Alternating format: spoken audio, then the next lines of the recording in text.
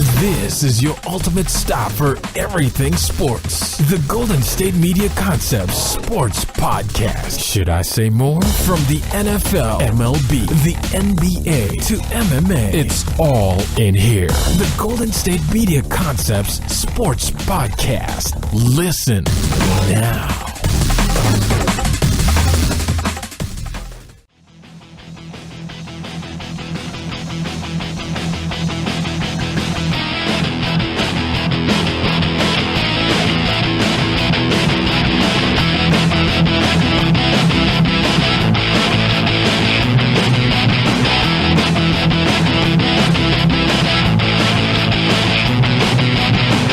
All right, and welcome to the GSMC Sports Podcast. This episode is brought to you by the GSMC Podcast Network, and as always, I am your host, Jesse Tapia. All right, game one took place yesterday, and I still have no clue what J.R. Smith was thinking even after his press conference. I mean, I've never been so frustrated at watching one play ever, I think. I'm not a Cavs fan either, but, I mean, watching that game, that was one that Cleveland should have won, okay? And JR just needs to be a little bit more aware, but we're going to get into all of that in the first segment, definitely. So we'll be talking about that for the first segment. Second segment, we're going to head over to the NFL. All right, going to talk about Dez Bryant a little bit more. Also talk about Aaron Rodgers. He's trying to negotiate a deal with the Packers right now. Seems that he wants couple of opt-out clauses in there. I'll talk about what I think that means. And then for the third segment, we're going to touch on some more Brian Colangelo news a little bit. And also talk about Game 2 taking place on Sunday between Cleveland and the Warriors. And then for segment 4, we will be talking about anything else going on in the world of sports. All right, so that's how the show's going to go. But nonetheless, let's get into Game 1. All right, so, I mean, going into the series, obviously, no one really thought Cleveland had a chance. I picked the Warriors to win in 5, but I did think that if Cleveland was going to make it a series, that they did need to win Game 1. And, I mean, they came close up until overtime, I guess. All right, so the Warriors won 124-114 again. This game ended in overtime. For the Cavs, you had LeBron, who dropped 51 points, 8 assists, 8 rebounds, shot 19-32, 3-7 from the three-point line.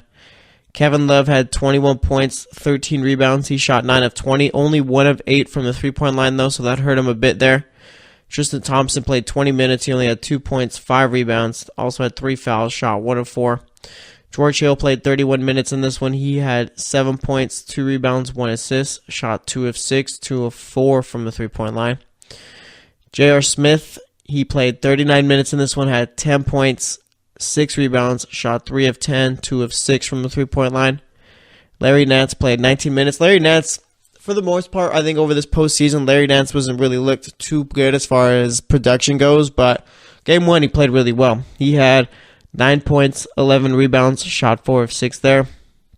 Jeff Green played 36 minutes in this one, had 7 points, 5 assists, 3 rebounds, shot 3 of 9. Jordan Clarkson played 17 minutes in this one. I think that he was probably the worst player on the court in this game.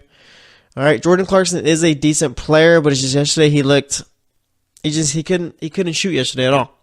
All right, he went 2 of 9 from the field, 0 of 3 from the three-point line, had 4 points, 3 rebounds. Kyle Korver only played 16 minutes. He had 3 points, 2 rebounds, and assists, shot 1 of 3 there. Also, that was his shooting from the three-point line. For the Warriors, you had Draymond Green, who had 13 points, 9 assists, 5 steals, 2 blocks, 11 rebounds, shot 5 of 9 from the field, 2 of 5 from the three-point line in the Western Conference Finals. Draymond Green wasn't really shooting the three ball any well at all, but nonetheless in this one he had a couple of clutch threes. Kevin Durant didn't really play well in this one. He had 26 points, 3 blocks, a steal, 6 assists, and 9 rebounds. He did shoot 8 of 22 from the field, 1 of 7 from the three-point line. It just seems like Kevin Durant in this one, even though he did put up 26, just couldn't get into the flow of the game. It felt like kind of watching him was like playing a little bit awkward, you know. He didn't look good at all. Like really too comfortable, I guess I would say. Kevin Looney had 8 points, 4 rebounds, shot 4 of 5. Steph Curry had 29 points, 9 assists, 6 rebounds, shot 11 of 23, 5 of 11 from the three-point line. Klay Thompson had 24 points, 3 rebounds, shot 8 of 16, 5 of 10 from the three-point line. And then off the bench, you had Jordan Bell, who played 13 minutes. He had 4 points, 2 rebounds. Let's see. Sean Livingston had 10 points, 3 assists, 2 rebounds, shot 4 of 4. And then you had JaVale McGee with 4 points there. Also, a missed dunk when he was wide open under the hoop by himself, which was pretty funny to watch, but nonetheless, I mean, Warriors ended up winning this one 124 to 114. All right. So let's talk about the game itself. From the start, you could tell both teams were on it as far as shooting the ball. I think the Warriors finished shooting the Warriors shot 51%, 36% from three. The Cavs shot 44%, 27% from three there, but I mean, what can you do? But nonetheless, both teams got off to a hot start. Steph Curry was playing well. KD wasn't really into it too much. LeBron was doing his thing. And Kevin Love was also getting into the fold, all right? So the game starts out close and all after the first quarter. And I think after the first quarter, Cleveland was up 1 after the first, all right? And one thing I was really looking for to start this game was pretty much how Cleveland dealt with the Warriors as far as hitting their threes, effort on defense, and all that, okay? Because the Warriors are always going to go on a little run or whatnot. They're always going to hit a bunch of momentum shots back-to-back, but nonetheless, it's how you recoup after that. And Cleveland did well in the first quarter to pretty much weather the storm there. Like I said, they were up 1 after that. Second quarter comes, and it's a little bit of the same. Cleveland jumps out to a 10-point lead, but then again, the Warriors make their run back, ended up tying it up at the end of the first half with, J.R. Smith, he made a couple mistakes in here too. That Steph 3 at the end of the first half where J.R. Smith goes for the steal and there's only a couple seconds left rather than just playing defense and getting in Steph Curry's face and letting him shoot. That probably would have helped disrupt the shot, but nonetheless, Steph hits the game-tying 3. All right, and then the third quarter comes, and you're basically just waiting for the Warriors to pull away.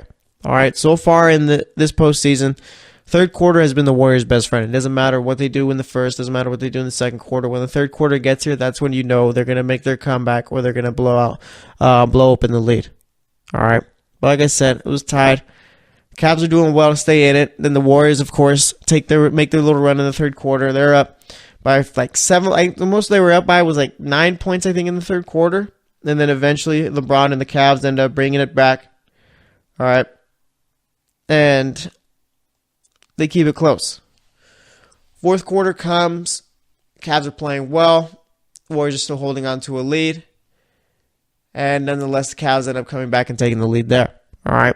Then we get to the end of the fourth quarter where towards the end of the fourth quarter where the Cavs score. They take the lead. Then Steph Curry takes the ball down the court, lays it up, gets fouled. They take the lead there. All right. The Cavs got about 21 seconds left to take the lead. And George Hill gets fouled by Klay Thompson. You're thinking, there's 5 seconds left, I think there was. George Hill hits both of these free throws. Most likely the Cavs win, take game 1. All right. He makes the first. Second comes up. And he misses. Okay. J.R. Smith ends up getting the offensive rebound near the hoop. Kevin Durant's near him, but I don't think Kevin Durant was in a good enough position in order to affect the shot. He'd be able to get a hand up, but nonetheless, I thought J.R. Smith was in an open enough position to where, you know what, he'd be able to make it. All you got to do is just toss it up. All right. As soon as you see J.R. grab the rebound, you're thinking that. What does he do? Dribbles it out to the three-point line, seemingly wasting time. Okay. And I don't think he had a grasp of the situation. He ends up passing it to, I think it was George Hill he ended up passing to, and George Hill couldn't even get a shot off. All right. That was the breaking point right there for the Cavs. That's what ended the game for them. That's what gave the Warriors the win. All right. This isn't the first time that J.R. Smith has done something like this. Okay. He's done it with the Knicks before, and it's just a matter of, at that point of the game, you need to know the situation. All right. I could care less about anything else. You need to know the score, and you need to know how much time is left at all times at the end of the game. Because that's just bad basketball IQ and lack of awareness there. That's what, I'm not going to say that's solely what cost the Cavs the game. But nonetheless, let's just say that J.R. Smith most likely would have just hit that shot if he would have stayed there instead of dribbling it out. Okay. And then, of course, the Cavs did have a chance at calling a timeout. And they just, I guess, chose not to. But I don't even think it was much of a choice. I think it was more so you're just seeing J.R. Smith dribble away from the hoop with a tie game. And you're probably just in shock, not even thinking about a timeout. Just pretty much, what are you doing, is what you're thinking. All right. And of course, once overtime gets here, I mean, we all knew how this game was going to end, right? There was no way the Cavs were coming back from that. And the Warriors just ended up pulling away. The Cavs really didn't have an answer in overtime. I think they were just mentally a little bit shook. Okay. Then you got after the game, everyone's being asked about it. Draymond Green was asked about it, said you need to know what the score of the game is at the end and all that. Ty Lue says that Draymond thought they were up 1 and that's why he took it out. Or not Draymond, J.R. Smith was up 1. They were up 1 and that's why he took it out. Steve Kerr said he was in shock but happy they got lucky. All right, and J.R. Smith says that he knew it was tied. He says that if they were up, if he thought they were up 1, he would just wait for them to foul him. But I'm thinking, if you knew you were tied, why do you dribble it out? Why, he dribbled it out and, waited. I don't think he realized the situation. Okay? And even with him dribbling out, all right, that's a mistake, but you go out, and you have LeBron who's open at the top of the three-point line, wide open. Give it up to him. I do think that J.R. Smith thought they were up 1 and didn't realize until after, till the last second, obviously, that they were tied. And now I think that was the game Cleveland needed to take. Cleveland needed game 1, I feel. Okay, game 2 is going to be tough, and we're going to talk about that later on in the show. But nonetheless, I thought if Cleveland was going to have any shot at making this a series, game 1 was the one to take. All right, stealing 1 in Oakland would have been tough, but nonetheless, that was the one you got to do it right there. Cleveland played probably about as well as you could. I mean, Kevin Love had 21 points, I think it was, 13 rebounds, I believe I said. All right. Yes, he had 21 and 13. LeBron, like I said, had 51, 8 and 8. And then there was, J.R. Smith did have 10, which was the next highest. But nonetheless, the Cavs did play well in this one. Guys like Larry Nance, who put up 9 points, 11 rebounds there. Just little production spots there.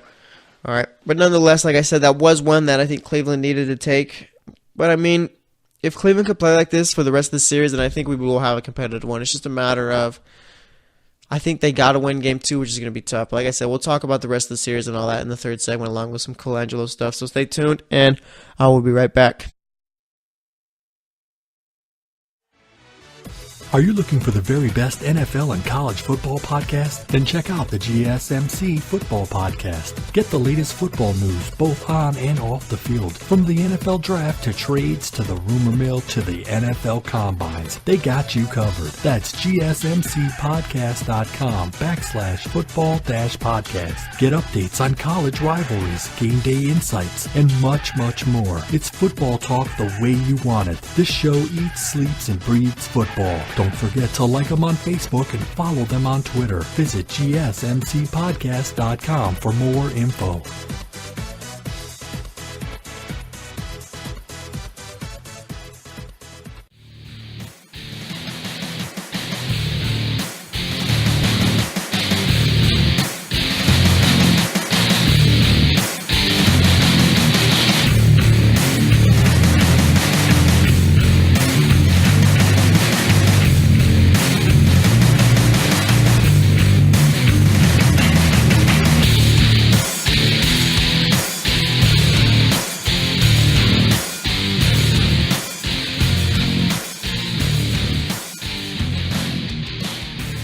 All right, and welcome back to the GSMC Sports Podcast. We spent that first segment talking about Game 1 of the NBA Finals between the Warriors and the Cavs.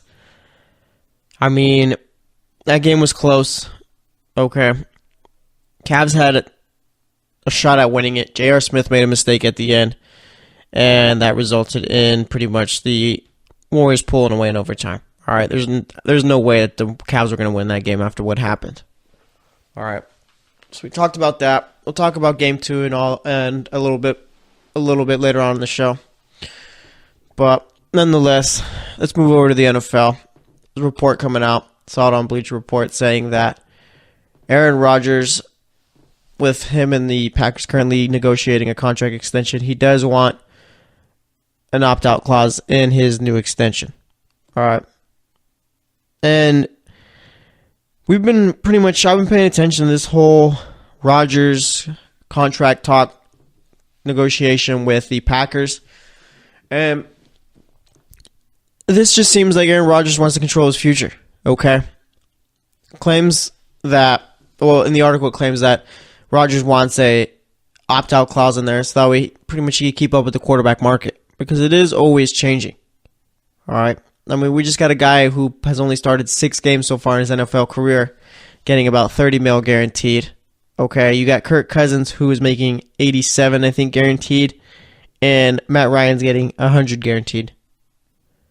Obviously, if you're Aaron Rodgers, you'd probably think that, you are the best quarterback in the league, and you'd like to be the highest paid quarterback in the league at all times. All right? And this is one where we really don't see opt-out clauses too much with quarterbacks. At least I don't think so. Okay, more so it's just this is your deal. By the time you get to the last year or two of your deal, we'll work out another extension or whatnot. But nonetheless, now you're going to see the quarterback have most of the power as far as his contract and all that. Okay? And I do think that Kirk Cousins, the deal he signed with Minnesota, is going to change the way that NFL contracts are written up and all that as far as what's in them and how much people are getting paid. I do think that that was a big step for the players. All right. But with Aaron Rodgers, I mean, it's always kind of seemed that he and Green Bay have never really had the best relationship. Okay. Obviously, he's won a Super Bowl there before and all. They've been won division titles. They've made the playoffs a whole bunch of times. But it just seems like there's some little, I don't want to say tension, but there's just something between them right now. All right. I think he's had it before with Mike McCarthy and all. And Mike McCarthy, I mean, there's times where his job's up for debate whether or not he's on the hot seat, but he just seemingly still seems to be there every year. All right. And obviously, with Rodgers, I think wanting this opt-out clause in his deal, he has no signs of retiring anytime soon, I guess. He's, 34 years old, I believe he is right now? Rodgers doesn't even seem like he's that old in the league. All right, Rodgers seems like a guy who could play at least 10 more years. I mean, he did sit out the first 3 years of his career behind Brett Favre, so I guess that's a little added longevity there for him. All right. But nonetheless, with Rodgers, I do understand wanting an opt-out clause. Just given, like I said, the quarterback market does change pretty much every year. All right, and you're always just, as a player, you're always just trying to make the maximum amount of money. Plus, it gives him a little bit more flexibility. Let's say he does opt out. Maybe he could go to a team who's going to offer him more than Green Bay. Okay? And, of course, these are all reports right now, nothing set in stone or anything like that.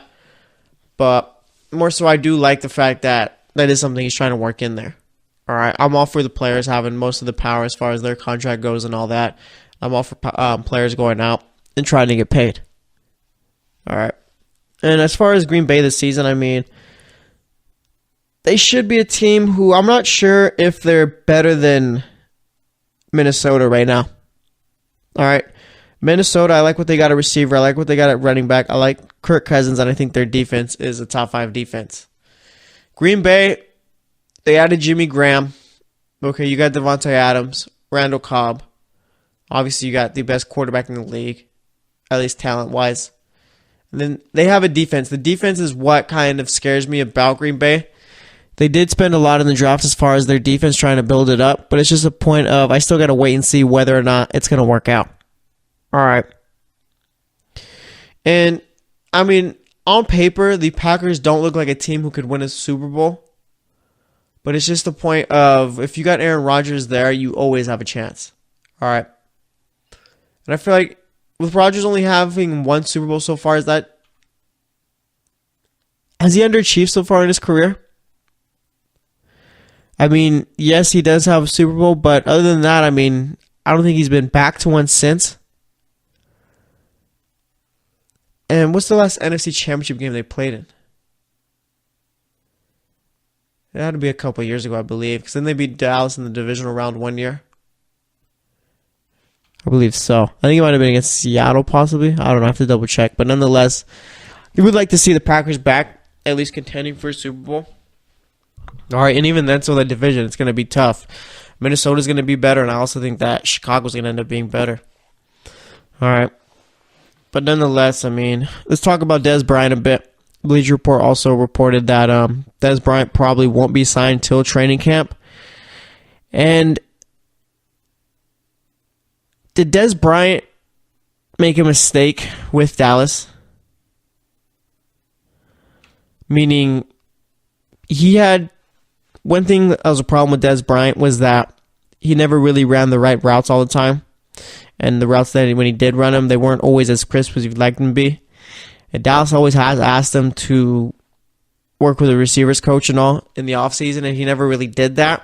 So I feel like Dez Bryant, more so I guess, just ran himself out of Dallas, also saying that he'd never take a pay cut. And it just seems like Dallas kind of grew tired of him, except for Jerry Jones. You could tell that Jerry Jones still wanted to keep him there, but nonetheless, I mean, these next couple of years could be the last for Dez Bryant as far as his career in the NFL. Okay, let's say that he signs with a team in training camp and it doesn't work out and he ends up getting cut, or he's only going to sign a 1-year deal. So let's say, he doesn't play well in this 1 year. I mean, who's going to want to take him after that? He's got to go to the perfect fit for him in order to extend his NFL career.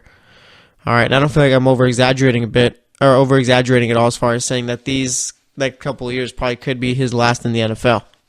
All right. I'm sure if he were to play poorly with whatever team he signs with this year, someone would take a little flyer on him next year. But it's just a point of the guy's dealt with foot injuries before. He hasn't really been as good as we've seen in the last few years. All right. And I mean, I'm looking around right now. I don't think San Francisco's going to end up bringing him in. It doesn't seem like Aaron Rodgers is in favor of bringing him into Green Bay. I mean, remember when Rodgers made those comments saying that it makes no sense to cut Jordy Nelson but to bring in Dez Bryant? I mean, it does because Dez Bryant is the better receiver, but nonetheless, I mean, it doesn't seem like that was a ringing endorsement from Rodgers. All right. I mean, he's not going to the NFC East, it seems. As far as the teams in the NFC South, I don't really think there's a spot for him there. NFC West, like I said, San Francisco. Seattle already brought in Brandon Marshall, so I think they're out on Dez Bryant. AFC East, maybe a team like the Jets, possibly the Bills. The Patriots would have been a good spot, but I don't think the Patriots are really interested there. AFC North, Baltimore's out of the picture because they offered him a long-term deal and he turned that down. If I was him, I would have took that too. Actually, in hindsight now. All right. Baltimore, this year with Joe Flacco, it's not going to be great. But eventually when Lamar Jackson takes over, him and Dez Bryant would have been a nice little combo. Cincinnati's already got A.J. Green. I don't see him bringing in Dez Bryant, nor that I don't think they have the cap space. Cleveland's already set at receiver, so is Pittsburgh. AFC South, Houston's already got their guys. Indy is a possibility. Jacksonville, I don't think. Jacksonville would be a nice little spot, I think. Tennessee also. And then the AFC West, Denver's already got their guys. Kansas City's got theirs. Los Angeles got theirs, and Oakland's got theirs. So there's only about a handful of teams left for Dez Bryant, for him to possibly end up. And honestly, I have no clue. I couldn't give you a prediction as far as where I think he'll end up. Maybe Buffalo, possibly. Yeah, I think Buffalo would probably be the biggest spot, but even then, so that wouldn't be good for his career, given that you're going to have A.J. McCarron or possibly Josh Allen thrown to you. One's a rookie and one really hasn't even gotten a real shot so far in his NFL career. I think Tennessee would be a great spot for him, along with Jacksonville. And let me see, look at these salary cap numbers right now, see what they're all at. Plus we have the June 1st cuts, post-June 1st cuts for salary cap and all that. Let's see real quick. So Cleveland still has a bunch of cap space left, along with Indianapolis. Let's see, Cleveland, Indianapolis, San Francisco, Tennessee, and Houston are the top 5 teams in cap space. After that, you got Chicago, New York, Minnesota, Buffalo. So yeah, Buffalo, that's a possibility right there. They still got like $16 million left in cap space, so they could use some of that on Dez Bryant. And I think he probably will end up in Buffalo somehow, some way during at training camp. But I mean, it's just weird how his career's taking a turn. Like the way his career's taking a turn, just really hasn't gotten back to being the old Dez Bryant. It just seems like this year's really hinging on him extending his NFL career. So we'll see what ends up happening with him. Like I said, though, Rodgers looking for an opt-out clause in his new deal. And I mean, I don't know if this guy's going to end up retiring as a Green Bay Packer. It just seems like the longer we see things, the more he'll probably end up somewhere else one day. Well, who knows? So we're going to wrap it up here. Next up, we're going to be talking more about Brian Colangelo and talking about this Game 2 of the NBA Finals coming up on Sunday. So stay tuned, and I will be right back. Check out the show that's built on the MMA. From the UFC to Extreme Cage Fighting, they got the fights covered. Check out the GSMC MMA podcast. Get the latest news on past or upcoming fights. Join us as we talk to and about some of the biggest names in the MMA, past, present, and future. When it's the fight game, there's just one show to check out. GSMCpodcast.com/MMA-podcast. Don't forget to like them on Facebook and follow them on Twitter. Visit GSMCpodcast.com for more info.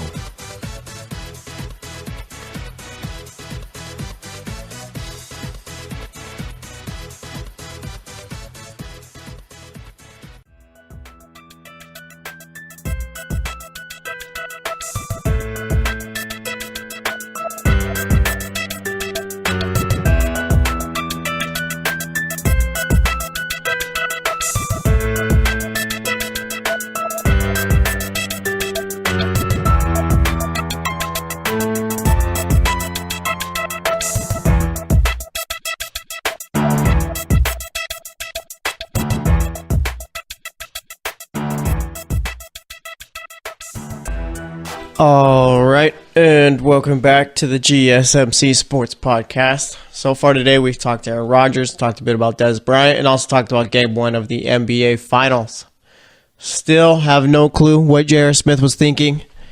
I mean, that was brutal. All right, that was brutal. But nonetheless, now we're going to be talking about Game 2, giving my thoughts on that, giving my thoughts on the rest of the series after watching Game 1, and also going to talk a bit more about Brian Colangelo. All right. And let's start off with that Colangelo story. We talked about it yesterday a bit, but now it just seems like the end result here of this whole investigation and this crazy story is that he's probably going to get fired by Philly. All right. And is there any way that Brian Colangelo ends up getting another job after this? I mean, especially in the NBA, I mean, you kind of feel for the guy because I don't think that necessarily it was him. It seems like now it was more so his wife. But there's just a point where you got to know what's going on around you, or you just got to be more aware. Okay? And let's say that he did know, then I guess, yeah, it is deserving, it is a fireable offense. And I think it is either way. But it's just when you're out here telling your spouse or whatever team-sensitive information, and that's getting put out onto social media, that's a problem. All right? And I kind of hope that it either was him, because that's what it seems like. It was either him or his wife. So I think we have more clarity on the whole Markelle Fultz situation from this season. Because I feel like we were kind of just left, and I mean, I guess it's really none of our business, but nonetheless, we just kind of left in the dark as far as what exactly was going on. We were just left guessing. Okay? Now it just seems more so that, I guess if what Colangelo or his wife tweeted out, it was true, is that Fultz was just his trainer was having him switch up his shot, and that's what was going on. All right? But nonetheless, I mean, this does make the 76ers look extremely unprofessional. All right. And they do have to get rid of him. And now more so if you do get rid of him, which it's been reported by Sports Illustrated, that's probably the end result there. But if you do get rid of him, who do you bring in? All right. And if I'm the Sixers, I'm thinking probably David Griffin. If you want to have any shot whatsoever at getting LeBron, you got to bring in people that he's familiar and comfortable with. David Griffin, I think, is one of those. When David Griffin was out there with Cleveland, all right, before Griffin would make a move or whatever, he'd check to see what LeBron thought of it. All right, Griffin knows how to keep LeBron happy. I think that's one of the reasons why Griffin ended up losing his job, is that Dan Gilbert didn't really like it too much. All right, Dan Gilbert wanted to be more so the guy who was going to get credit. All right, but nonetheless, about this whole Colangelo story, like I said, I'm not sure that this guy really finds another NBA job after this. I mean, just the fact that either him or someone close to him was going at the team, franchise player. Okay, talking about knowing they were talking about Nerlens Noel, talking about Okafor, like I said, with the franchise player, about Embiid. All right, talking about Fultz, Hinkie, Raptors team president, the coaching staff. That's a problem. Okay, and you'd think maybe Philly thinks about bringing back Hinkie, but I just feel like with Sam Hinkie, he's probably going to be a guy who doesn't really find himself back into the NBA either. I could tell the NBA really didn't like the whole process thing of playing D-leaguers the entire time and just, I guess, saving up assets to get better in the future, given that Philly is a big market team also. So, I mean, I get it, but it worked. Sam Hinkie was right, okay? And ever since Colangelo took over, I mean, it just seems like there was always problems in the front office as far as stories you didn't want, and, I mean, just bad moves and bad trades. All right? So we'll see what ends up happening with that situation, but I mean, like I said, probably one of the more odder situations or stories all year long, probably ever, honestly. I mean, of course, we never had anything like this back then because social media was not a thing, nor was it a big presence or anything like that. But I mean, I don't know. It's a very entertaining story, though, nonetheless. So, anyways, like I said, we talked about Game 1 earlier, first segment, and with the whole J.R. Smith thing, I mean, it's over, done with. What can you do? The Cavs really, for Game 2, need to get past that. Okay, you could tell that after paying attention to all that, everything was pretty tense with the Cavs. I'm sure they had some big talk or whatever. I'm sure J.R. Smith probably apologized or whatnot after the game, but it's just a point with now, I think Game 2 is a must-win. Okay? Because if they don't win Game 2, I don't see them taking 2 games in Cleveland. I could see them taking 1. And then you only get 1 back in Cleveland after losing Game 2. You're heading back to Oakland down 3-1. All right. And that's not necessarily the greatest situation to be in. All right. And honestly, given yesterday's game, I was surprised with how well the Cavs played. I didn't think they had that in them. All right. I thought it was, and again, I was hoping for a good game, but I just thought it was more so going to be one where it's just, you knew it wasn't going to happen. Okay? You just figured that the Cavs just weren't going to play well. I mean, I was surprised with how well Kevin Love played again. He didn't shoot relatively well from 3, but nonetheless was productive out there. And LeBron, it just seemed like he couldn't be stopped. He couldn't miss. All right? Started out the first quarter, I think his first 9 shots, I think he started out 7 of 9, I believe, or 8 of 9, something like that. And one thing I've noticed too with the Warriors is that they truly do miss Iguodala. Again, you're probably not going to get too much sympathy given that you got KD, Draymond, Clay, and Steph. But Iguodala, for some reason, does know how to limit LeBron James and can fluster him a bit. And also with Iguodala out there, it allows you to run an extra rotation rather than, I mean, just throwing out Nick Young and all those other guys. All right. You could play Iguodala with KD. You don't need to throw Jordan Bell out there the entire time. All right. So, I mean, for Game 2, I don't really see Cleveland winning it. If they had to take 1, I figured it'd be Game 1. Obviously failed at doing that. And with Cleveland, I mean, LeBron dropped near 50 after regulation. Kevin Love his stats were pretty decent, and they still kept it close. Okay. Are they going to have to put up these kind of performances every game in order to keep it a close game? Or can LeBron go out and drop the 35 points and they still be fine? Because in reality, no one really did too much except for Love and LeBron as far as scoring goes. Larry Nance had like 9 points, but after that, there was really nothing there. J.R. Smith scored like 10, I think, but he went 3 of 10 from the field. Okay. The Cavs really got to figure out a new way in order to keep up with the Warriors. And I think it's just going to be tough. All right. I'm not sure if you can put up those kind of performances game in and game out. The Warriors don't need to do stuff like that because, I mean, you got KD who, if you needed, could drop around 35, 40 points or whatever, and Steph could afford to have a bad game. You don't need the entire team playing as well as they could. All right, as odd as that sounds. The Warriors only need to really show up for about 20 minutes a game. All right. So, I mean, for the rest of the series, I think more so it ends in 5 rather than maybe 6. Okay, I do think Cleveland is going to be able to pull one off, but It's just a point of when and where. All right. And like I said, I didn't expect this Cleveland team to jump out and be as competitive as they were. And I think a lot of people were shocked. And I think the consensus was around social media and all that was, yeah, Cleveland needed to win that one game. All right. And I'm not sure if the Cavs end up losing this series, which it looks like they probably will. All right, even after game one, how someone could end up putting this on LeBron. But it just seems like that's probably what's going to end up happening. All right. But I don't know. Maybe LeBron could go out and put up 51 once again.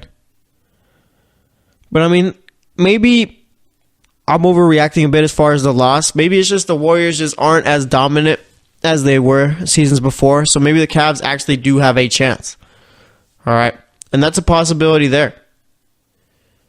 The Cavs aren't necessarily, I don't know. I think they are a bad team, but for some reason they know how to win when it has mattered so far in the postseason. All right. And the Warriors just look like maybe they're, I don't want to say disinterested, but maybe a little arrogant. All right. Like I said, I mean, KD didn't really look too good yesterday. Steph was missing some open shots. Clay, and that's one thing too. I mean, the Warriors dealt with a real injury scare yesterday too when JR slipped and rolled into Clay's legs. All right. And yeah, Draymond Green too was hitting shots that he hasn't really hit all postseason long. So I think the Cavs actually do still have a chance, but game 2 definitely is a must-win, I think. So we're going to wrap it up here. Next up, we're going to be talking about anything else going on in the world of sports. So stay tuned, and I will be right back. Are you looking for help for your fantasy football team? Check out the GSMC Fantasy Football Podcast. Get today's best advice on who to start, who to sit, even who you should draft. From sleeper picks to red-hot lineups, they got it all covered for you. That's GSMCpodcast.com/fantasy-football-podcast. We'll cover traditional leagues, dynasty, PPR, even IDP leagues. When you need fantasy help, there's just one show to hit up. Don't forget to like them on Facebook and follow them on Twitter. Visit GSMCpodcast.com for more info.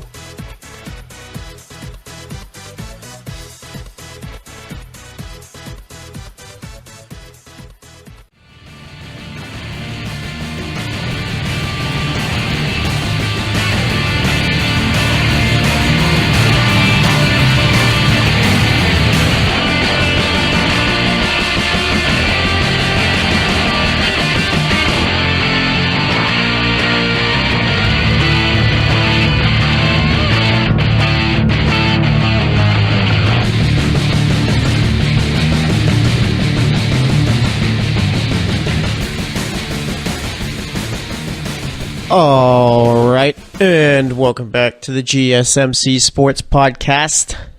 So far today, we've talked Game 1 of the NBA Finals, talked about Aaron Rodgers, Des Bryant a bit, also talked about Brian Colangelo a little bit more, looking like he's possibly going to be getting fired, and we also talked about Game 2. All right, and I mean, I'm kind of stuck as far as what to think of this series going forward. Okay. I want to say that Golden State's going to end up taking it in 5.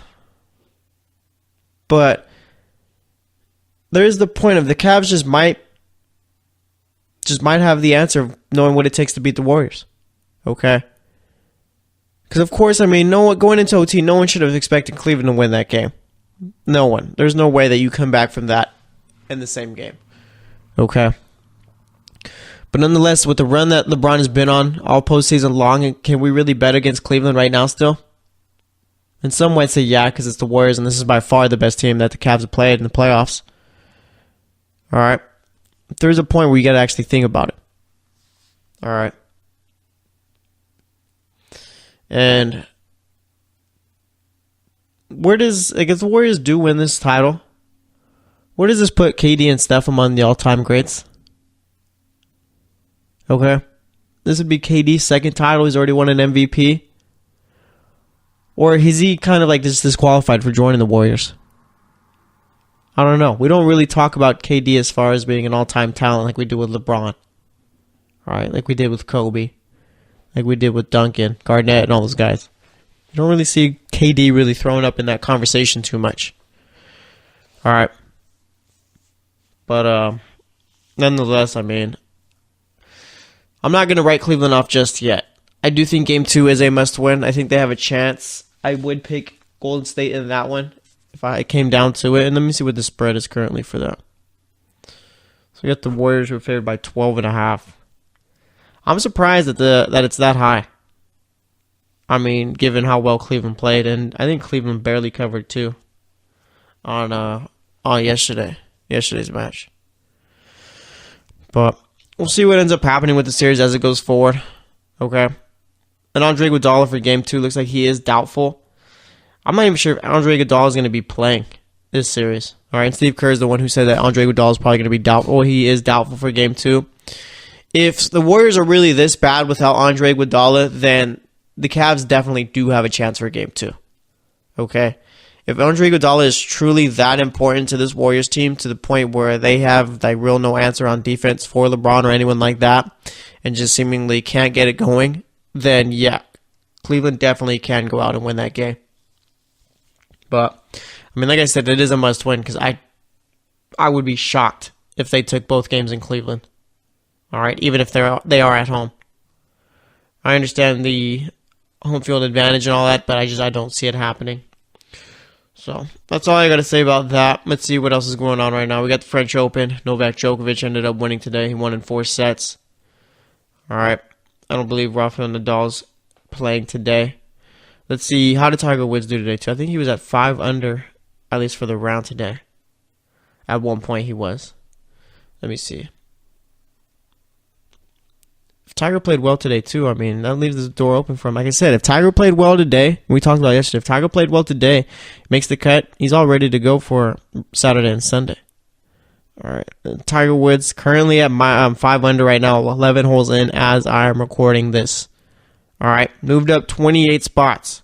Currently 5 strokes off of the lead. Kyle Stanley 10 under so far. And all Tiger's got to do is just chip away. All right. And Tiger Woods probably is having one of the best rounds compared to everyone else. All right, let's see. Had a couple of guys who shot 6 under so far. Everyone's doing pretty well, actually. Let me see if I can find the projected cut. Projected cut's at even. So, I mean, yeah, Tiger's doing well. Like I said, 5 under right now, currently tied for 19th. And he's still got about 7 holes left. He gets it to around 7 under for the day. Tiger Woods very well, like I said, could win this tournament. So we'll see what ends up happening with him. All right, let's see. Anything else going on in the sports world? Let's see what's going on over in soccer. I saw a report, I'm not sure how true it is, about Zidane. All right. Could end up becoming the Qatar national team manager. Obviously, they're getting the World Cup in their country in 2022. All right. And if that's the case, I think the terms would be like they'd be paying him for 4 years, $50 million a year. I would definitely leave Real Madrid for that. All right. I understand that in the soccer world, loyalty comes first and all, but nonetheless, some team offers you like that, 4 years, $50 million a year to coach them at the World Cup. Why wouldn't you take that? Plus, too, it's a little break. All right, you do that. After that, you're done. You leave them after the World Cup. Then you go coach a normal club again. Sounds like a pretty decent deal. All right. We also had France and Italy playing today. France ended up winning 3-1. Let me check who got their goals in this game. And with France, I mean, what do we expect of them in this World Cup? We saw them in the Euros in France, and they failed to beat Portugal without Ronaldo. I think that was a problem.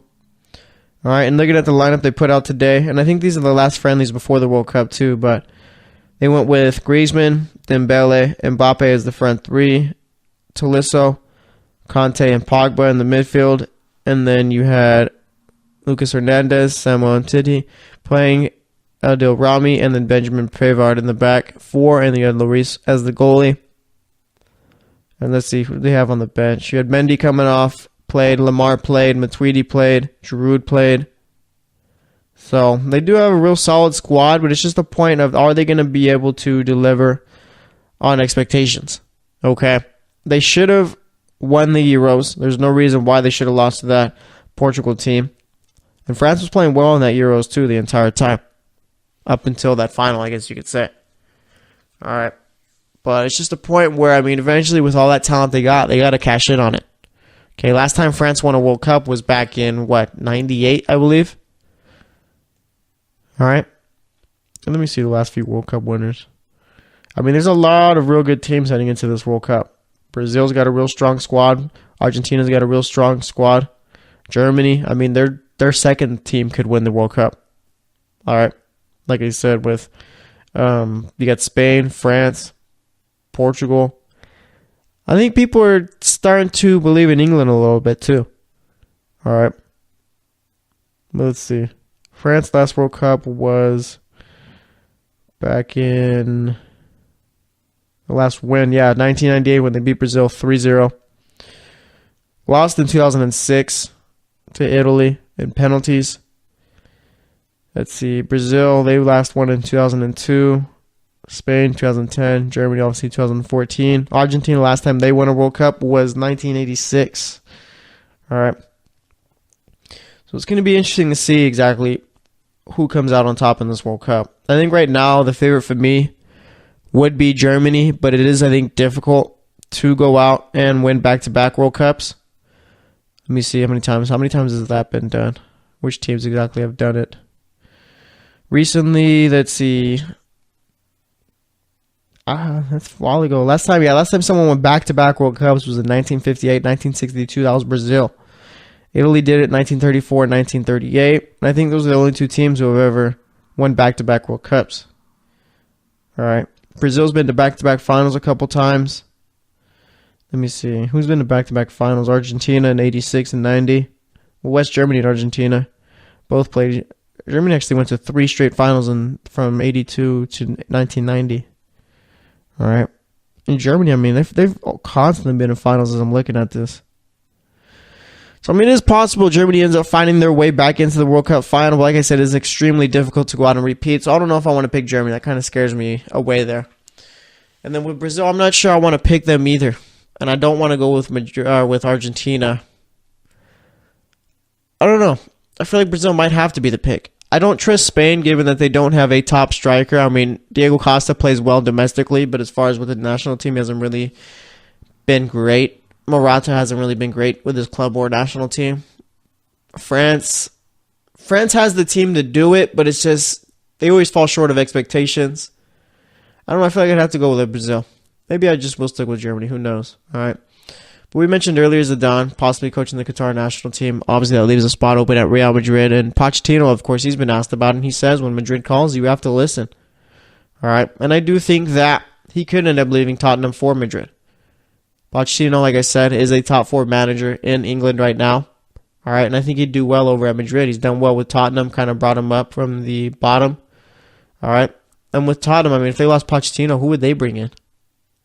It'd be tough. Maybe, no, never mind. I was going to throw a name out there, but there's no way that would happen. I don't know. It'd be tough for Tottenham to find a manager, obviously. Maybe you could look at the World Cup after and see who did well and go from there. All right. But Tottenham are on the cusp, I think, of becoming a top team in England, and I think it would set him back a bit if Pochettino ended up leaving. I mean, because if you see Pochettino leaving, maybe you see guys like Harry Kane leaving also. All right, and Harry Kane has been linked to Real Madrid a few times, and you've had Christian Eriksen who's been linked to Madrid and Barcelona. So, I mean, you maybe see them follow Pochettino if he ends up leaving this summer. All right. But, I mean, he did sign a new deal, so I'm not sure if he has some kind of clause where if it's Madrid comes calling, he could end up leaving. All right. But who knows? Maybe he just ends up staying at Tottenham. But, I mean, that'd be a little bit of a ways for you to stay at a smaller club like Tottenham instead of going to Madrid. I mean, why wouldn't you go to Madrid instead of playing in Tottenham or coaching at Tottenham? I'm not sure. All right. But that's all I got to say about that. We're going to wrap it up here. We also got the Stanley Cup final Game 3 going on tonight between Washington and Las Vegas. Currently both tied 1-1 right now. Washington ended up taking Game 2. Washington could be without Kuznetsov tonight, so that might hurt their chances a bit. But I mean, Washington's look good. Both of these teams are teams of destiny, so we'll see who ends up pulling it out. But nonetheless, we're going to wrap it up here.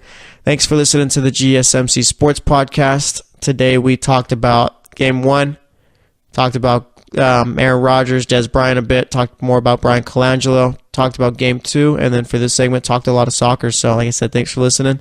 As always, I am your host, Jesse Tapia. I will be back on Monday, so I will talk to you guys later. Stay tuned till then.